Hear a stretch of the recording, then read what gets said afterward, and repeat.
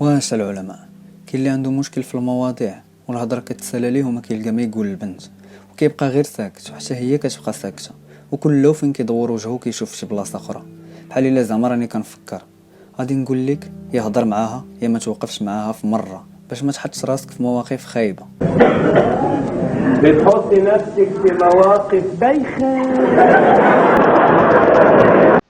المهم اليوم جيت نهضر لكم على شنو المواضيع اللي خصك تهضر فيهم مع البنت والمواضيع اللي خصك تجنب تهضر فيهم.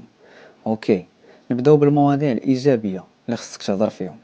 اولا الاحلام، هضر معاها على الاحلام ديالك وديالها، هذا من احسن المواضيع اللي كيعجب كلشي، وما كاينش اللي ما كيعجبوش يهضر في داكشي اللي باغي يحقق في الحياه. بين قوسين الا سولتيها على الاحلام ديالها وقالت لك ما كتحلم تحقق والو، غير بلوكيها وعلق. ثانيا هضر معاها على الافلام والموسيقى وشنو داير في السوشيال ميديا. الافلام راكم عارفين ما كاينش اللي ما كيعجبوش، الاغاني ضروري غتلقى شي نوع كيعجبها.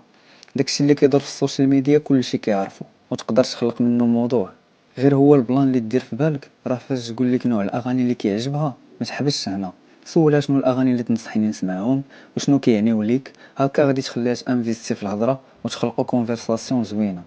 ثالثا هضر معاها في العائله ديالها واخا قليل هاد النوع، وإلا عجبها السؤال راه ما غاديش تسالي من الهضره وغتبدا تهضر لك على باباها فاش كان في الارمي وماماها هي اول وحده لبسات الطالون في شمال افريقيا، هكا غادي تعرف اكثر وغادي تحس بالثقه من جهتك.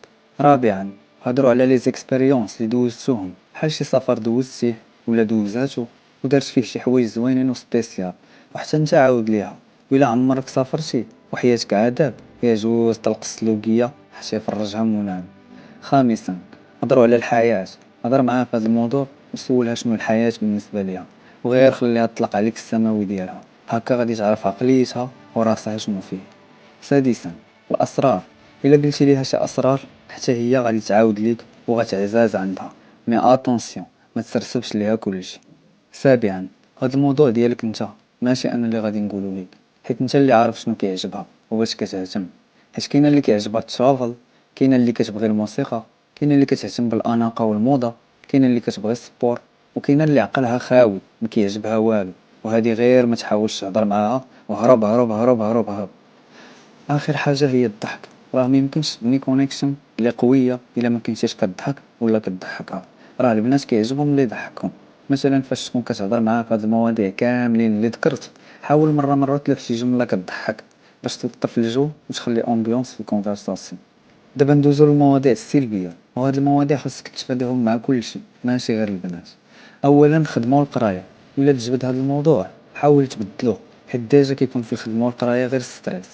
ثانيا المعاناة ديالك، ما تبقاش تعاود ليها على المعاناة ديالك وشحال كتعذب باش تنجح ولا باش تجيب الفلوس، وحتى الا هضرتي على هادشي حاول ما تجبدوش مره اخرى، حيت البنت كتهضر معاك باش تخرجها لدائرة الراحة ماشي باش تحمقها بهادشي. ثالثا الدولة والسياسة، ما تحاولش تهضر في هاد البلان حيت هذا اكثر موضوع ممل. رابعا العلاقات السابقة، وإن فوا تهضر على هادشي ما تعاودش تجبدو، حيت نتا براسك ما غاديش تبغيها تحرق ليك الكارطمير بالدراري اللي دوزات.